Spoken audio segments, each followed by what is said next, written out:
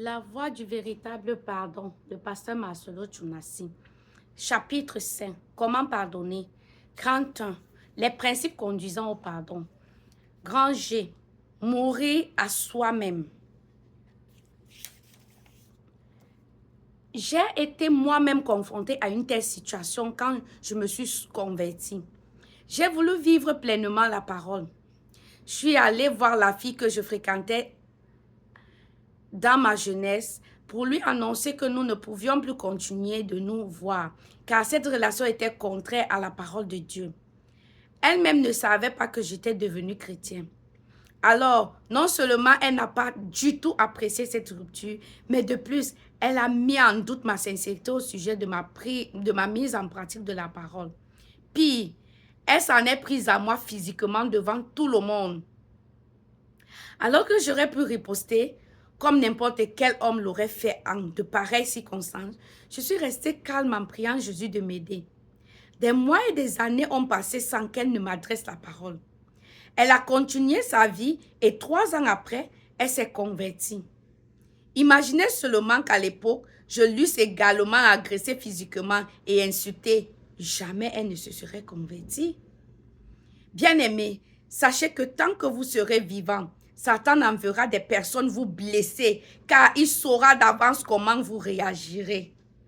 Mourrez à vous-même, acceptez le brisement, acceptez la croix. Cela est possible si vous acceptez la direction de l'esprit qui vous brise. J'ai connu ce brisement le jour où une femme a hélé mon nom, sans aucune forme de politesse, alors que je sortais d'un restaurant. Ce jour-là, j'étais accompagnée d'un homme de Dieu de l'Afrique du Sud. Comme vous le supposez, nous les pasteurs, nous n'apprécions pas qu'on nous appelle par notre prénom et encore moins qu'on nous interpelle en public par notre nom. Ce que fit cette dame pour se faire bien entendre par tous, puisque je n'avais pas donné suite à son interpellation. À ce moment précis, je m'arrêtais net. Et parce que je suis tout de même un homme fait de chair comme vous, j'ai été prise entre 2 décisions. Première, la décision de revenir sur mes pas et de la reprendre ouvertement. Deuxième cas, celle de l'ignorer tout en bouillonnant de colère et rentrer dans ma voiture. Ou encore la troisième proposition, celle d'obéir à Dieu qui me demandait d'aller vers elle pour savoir ce qu'elle voulait. J'ai fait le choix d'obéir à Dieu. Arrivée à sa hauteur, la femme m'a simplement demandé, « Tu vas bien? » En fait, elle avait voulu m'humilier. Désarçonnée, j'ai senti ma chair me tirer en arrière. Et d'un autre côté, mon esprit me commandait de ne pas relever son attitude effrontée et de retourner dans ma voiture. Je me suis sentie tiraillée entre mon moi charnel et mon moi spirituel. Puis, plus je m'avançais vers ma voiture, plus la chair me poussait à faire demi-tour, à marcher sur elle pour lui dire ma façon de penser. Finalement, c'est mon moi spirituel qui remportera cette lutte intérieure qui durera quelques secondes. Lorsque je suis entrée dans ma voiture, j'ai senti un poignard tuer mon orgueil et ma recherche de respect et d'honneur. Aujourd'hui, on peut m'insulter sur la route, sur les réseaux sociaux. Cela ne me touche pas parce que j'ai laissé la pointe de l'épée du Saint-Esprit me crucifier.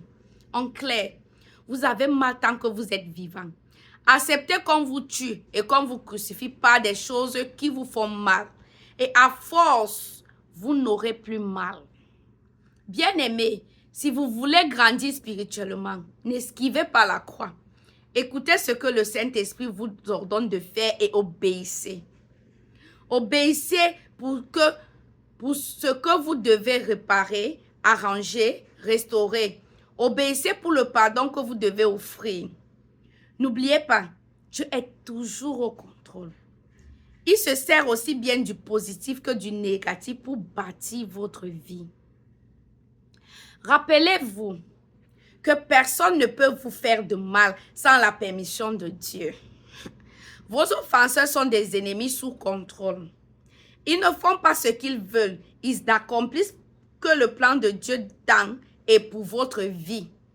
Comprendre cela vous rendra capable de discerner le diable et ses démons cachés derrière vos offenseurs, faits de chair et de sang comme vous.